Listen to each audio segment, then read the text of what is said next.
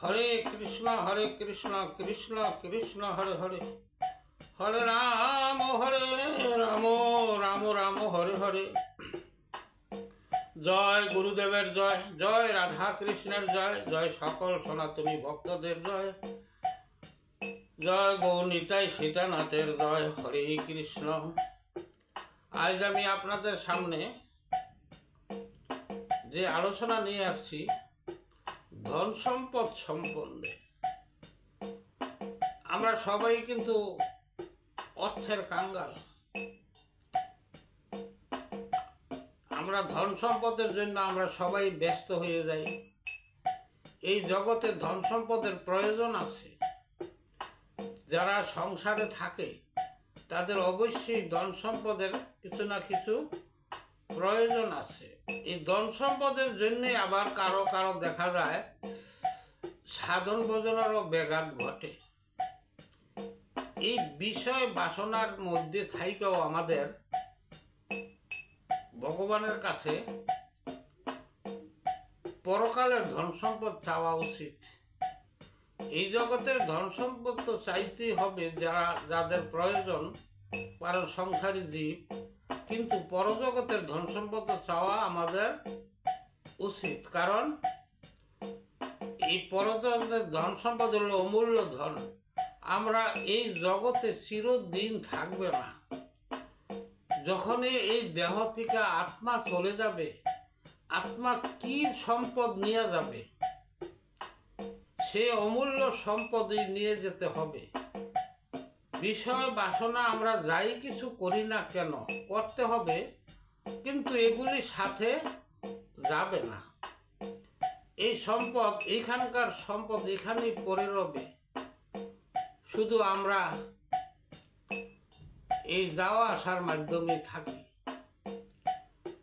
তাই এমনই অমূল্য সম্পদ চাইতে হয় ভগবানের কাছে যে যাওয়া আসা থেকে বা মৃত্যুময় সংসার থেকে যেন বিশ্রাম নেওয়া যায়। তাই আমি আপনাদের সামনে একটি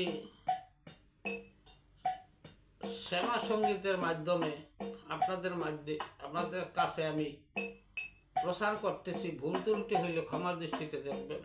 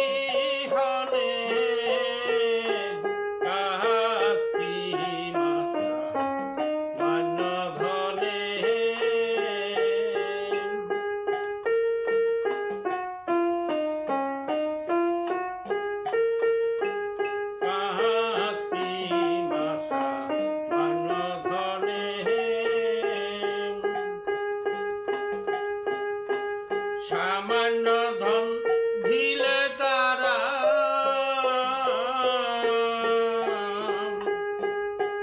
পরে রবে ঘরের কোণে।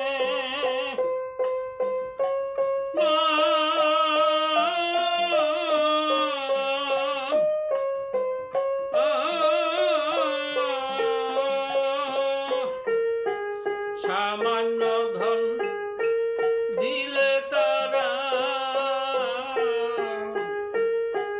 পরে রবে ঘরের কোণে। যদি দাওয়া আমায় অভয় চরণ, দাওয়া আমায় অভয় চরণ, রাখি পদ্মাসনে কাশী গো মা। সামান্য ধনে কাশী মাতা, সামান্য ধনে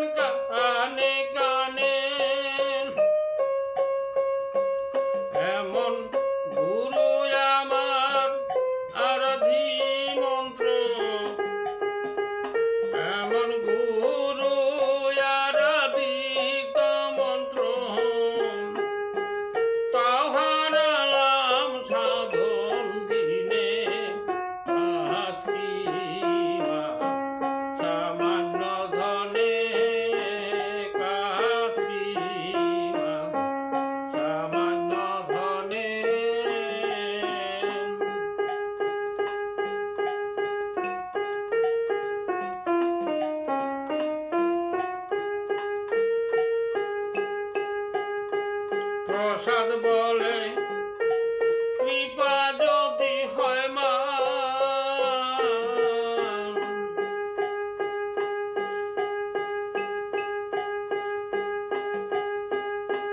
হবে তোমার নিজ গুণে প্রসাদ বলে কৃপা যদি হয় মা,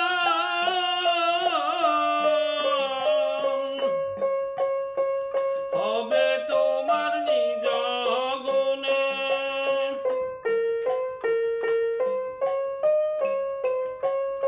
আমি